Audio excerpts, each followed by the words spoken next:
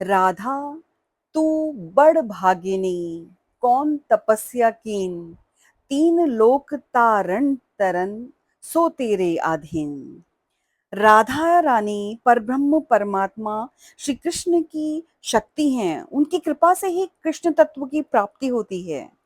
इसलिए इनमें से एक की भी उपासना करने से दोनों की प्राप्ति सुनिश्चित है। कृष्ण की शक्ति है राधा, कृष्ण की आत्मा है राधा, कृष्ण शब्द है तो राधा अर्थ, कृष्ण गीत हैं तो राधा संगीत, कृष्ण बंसीधर हैं तो राधा उसका स्वर, कृष्ण समुद्र हैं तो राधा तरंग, कृष्ण फूल हैं तो राधा उसकी सुगंध।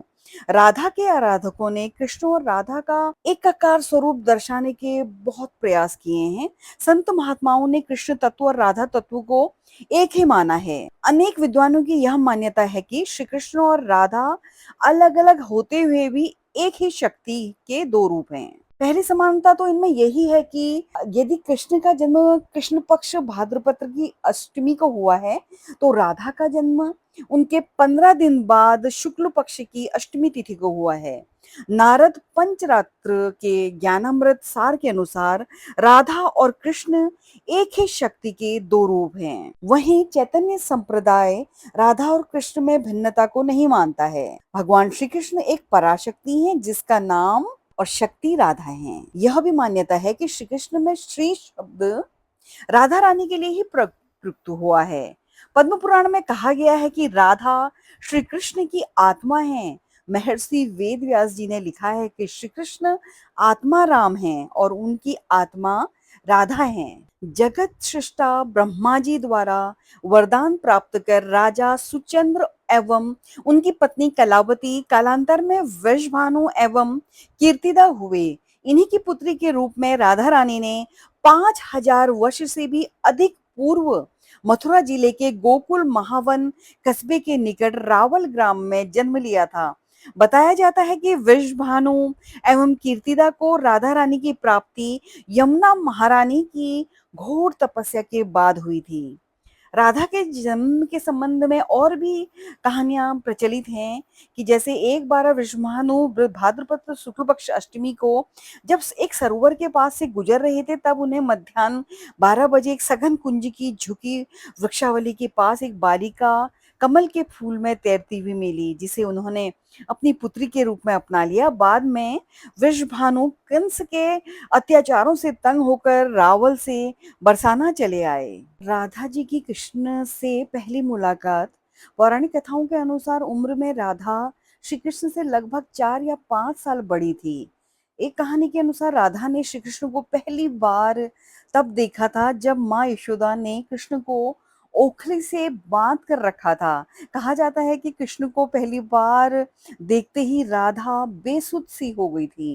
कृष्ण को देखते ही राधा को उनसे प्रेम हो गया था। राधा को ऐसा आभास हुआ जैसे कि कृष्ण के साथ उनका कोई पूर्व जन्म का रिश्ता हो। वहीं कुछ विद्वानों के अनुसार राधा ने पहली बार श्री कृष्ण को तब देखा था जब वो अपने पिता के साथ गोकुल आई थी। जिस जगह पर पहली बार दोनों की मुलाकात हुई थी, उसे संकेत तीर्थ के नाम से भी जाना जाता है। यहाँ पर कृष्ण को देखते ही राधा अपनी सुध-बुध को बैठी थी। यही हाल कृष्ण का भी था।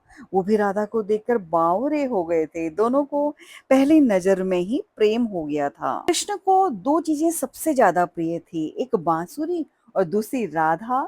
राधा कहीं भी हो, वो कृष्ण की बांसुरी की धुन सुनकर बरबस खींची चली आती थी। जब कृष्ण राधा को छोड़कर मथुरा जाने लगे तो उन्होंने अपनी सबसे प्रिय मुरली राधा को भेंट में दे दी। राधा ने भी इस मुरली को कई वर्षों तक संभाल कर रखा था। जब भी उन्हें श्री कृष्ण की याद आती, मुरली को बजाकर अपना दिल बहला लेती थी। वहीं श्री कृष्ण भी राधा की याद में मोरपंख लगाते थे और वैजयंती माला पहनते थे। पौराणिक कथाओं के अनुसार श्री कृष्ण को मोर पंख तब मिला था जब वो एक बार राधा के साथ उपवन में नृत्य कर रहे थे। उन्होंने इस मोर के पंख को उठाकर अपने सिर पर धारण कर लिया और राधा ने नृत्य करने से पहले श्री कृष्ण को वैजयंती माला पहनाई। इन कहानियों से पता चलता है कि भगवान कृष्ण के बिना राधा अधूरी थी और राधा के बिना कृष्ण अधूरे माने जाते हैं। आज 11 सितंबर राधा अष्टमी का व्रत, उपवास और जयंती मनाई जा रही है। राधा अष्टमी के दिन श्री भगवान राधा कृष्ण की प्रतिमा या चित्र की विधि पूर्वक पूजा करें, उन्हें सुंदर वस्त्र पहनाएं, विभिन्न प्रकार के सुंदर फूलों से उनका श्रृंगार करें। तुलसी, मालती, गुलाब के फूलों से विशेष रूप से पूजा की जाती है। इस दिन राधा रानी के सम्मान में व्रत रखने का विशेष महत्व है। व्रत के दौरान फलाहार और सात्विक भोजन किया जाता है। व्रत रखने से भक्तों को मानसिक शांति और भक्ति में स्थिरता प्राप्त होती है। राधा अष्टमी के दिन भक्तों को राधा चालीसा, राधा स्तुति और राधे राधे मंत्र का जाप करना चाहिए। इससे भक्ति और प्रेम की अनुभूति होती है और जीवन में सुख शांति का वास होता है। राधा रानी करुणामयी मानी जाती हैं, इसलिए इस दिन गरीबों, जरूरतमंदों और ब्राह्मणों को दान देना शुभ माना जाता है। वस्त्र, भोजन और धन का दान करके पुण्य की प्राप्ति होती है और भक्तों पर राधा रानी की विशेष कृपा बनी रहती है। इस दिन मन और वचन को शुद्ध रखें, नकारात्मकता, गुस्सा और क्रोध से बचें। यह दिन प्रेम और भक्ति का प्रतीक है, इसलिए मन को शांत रखें और दूसरों के प्रति प्रेम पूर्ण व्यवहार करें। राधाष्टमी पर तामसिक भोजन से बचें और शराब के सेवन वर्जित है। राधा रानी प्रेम और सच्चाई की प्रतीक हैं, इसलिए इस दिन किसी प्रकार के बुरे कार्य जैसे झूठ बोलना, छल कपट करना या दूसरों की निंदा और अपमान करना वर्जित माना गया है। हमेशा प्रेम और सद्भावना से काम करें।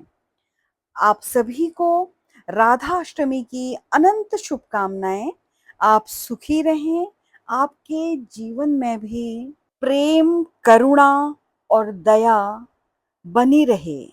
राधा रानी आशीर्वाद दें, आप सभी प्रेम पूर्वक जीवन बिताएं, श्री राधे रानी की भक्ति करें और प्रेम में कोई व्यापार न करें, अशुद्धता से बचें और प्रेम संस्कार को जीवन में उतारें। दया भाव रखें, करुणता लाएं। बोलो प्रेम के अधिष्ठात्री देवी की जय, किशोरी जी की जय। राधे राधे।